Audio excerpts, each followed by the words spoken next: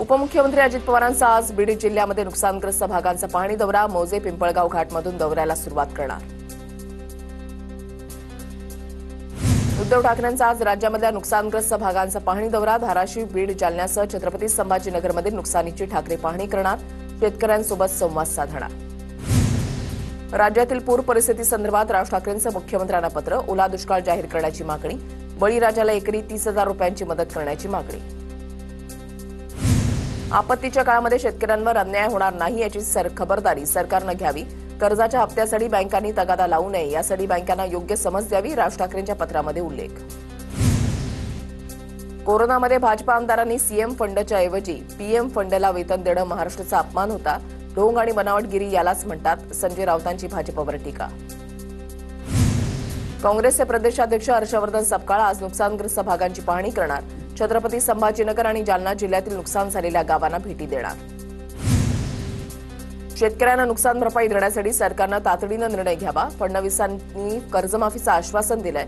आता वेळ आली आहे. याआधी झालेल्या नुकसान भरपाईची थकीत रक्कम वितरित करा. आदित्य ठाकरेंचं मुख्यमंत्र्यांना पत्र. अजित पवारांचा मोठा निर्णय. राष्ट्रवादीचे सर्व मंत्री, आमदार, खासदार 1 महिन्याचा पगार पूरग्रस्तांसाठी देणार. हा पगार मुख्यमंत्री सहायता निधीमध्ये जमा करणार. सुनील तटकरेंची माहिती. शिंदेंच्या शिवसेनेचेही मंत्री, आमदार 1 महिन्याचं वेतन नुकसानग्रस्तांसाठी देणार. उपमुख्यमंत्री एकनाथ शिंदे यांची घोषणा. मंत्री आणि आमदारांचं वेतन मुख्यमंत्री सहायता निधीमध्ये जमा करणार. भाजपचे सर्व खासदार, आमदार 1 महिन्याचा पगार पूरग्रस्तांसाठी देणार. भाजपा प्रदेशाध्यक्ष रवींद्र चव्हाण यांची ट्विट करत माहिती सरकार पूरग्रस्तांच्या पाठीशी खंबीरपणे उभं. रवींद्र चव्हाणांचं ट्विट. बीडच्या चौसाळा आणि वाढवाडा रोडवरील पुलाचा काही भाग वाहून गेला. अतिवृष्टीमुळे परिसरातील शेतीचं मोठ्या प्रमाणात नुकसान. तातडीनं पंचनामे करून मदत देण्याची शेतकऱ्यांची मागणी. धुळ्यामध्ये 10,000 शेतकऱ्यांना ऑगस्ट महिन्यामध्ये नुकसान भरपाई मंजूर. आमदार राम भदाणे यांची माहिती. जळगावच्या उतरान गावामध्ये अतिवृष्टीमुळे नाल्यांना पूर. पुराचं पाणी शेतामध्ये शिरल्यानं कापूस, मका, सोयाबीन तसंच लिंबू, मोसंबी या फळबागांचं मोठं नुकसान. सरकारनं ओला दुष्काळ जाहीर करून तातडीनं नुकसान भरपाई देण्याची शेतकऱ्यांची मागणी. गेवराई तालुक्यामध्ये हिरापूर, टाकळगाव, कानळी, पिंपळगावसह अनेक गावांना सिंदफना नदीच्या पुराचा फटका.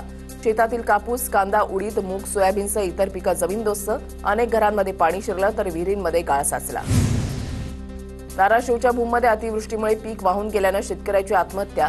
शेतातील सोयाबीन आणि कांदा पीक वाहून गेल्यामुळे म्हात्रेवाडीमधील लक्ष्मण पवार या 42 वर्षाच्या शेतकऱ्याची राहत्या घरी गळफास घेत आत्महत्या.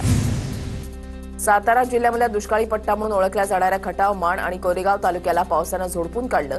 अनेक शेतांमध्ये तळ्यांचं स्वरूप तर घेवडा, सोयाबीन, मका, उडीदासह ऊसाचं मोठं नुकसान. तातडीनं पंचनामे करून अहवाल मिळाल्यावर 10 दिवसांमध्ये पैसे मिळतील. दिवाळी अगोदर शेतकऱ्यांना पैसे मिळतील. वडीगोद्रीमध्ये नुकसानाची पाहणी केल्यानंतर कृषी मंत्री भरणेंची माहिती. मंत्री राधाकृष्ण विखे पाटील आणि मंत्री शंभूराज देसाई यांच्याकडून कर्जतमधल्या नुकसानग्रस्त भागाची एकत्रित पाहणी. कोणताही नुकसानग्रस्त शेतकरी मदतीपासून वंचित राहणार नाही. विखे पाटलांचे शेतकऱ्यांना आश्वासन. बीडच्या शिरापूर गावात शेती पिकांचं मोठं नुकसान. शरद पवारांच्या पक्षाचे शशिकांत शिंदे आणि बजरंग सोनवणेंकडून नुकसानीची पाहणी. तर पुरातील पाण्यामध्ये अडकलेल्या गावातील काही नागरिकांचं सुरक्षित स्थळी स्थलांतर. अहिल्यानगरच्या जामखेड तालुक्यामधल्या जवळामध्ये रोहित पवारांकडून नुकसानग्रस्त भागाची पाहणी. करमाळा जवळा रोडवरील सीना नदीवरील बंधारा वाहून गेला. ट्रॅक्टरवरून पाहणी करत रोहित पवारांचा शेतकऱ्यांशी संवाद.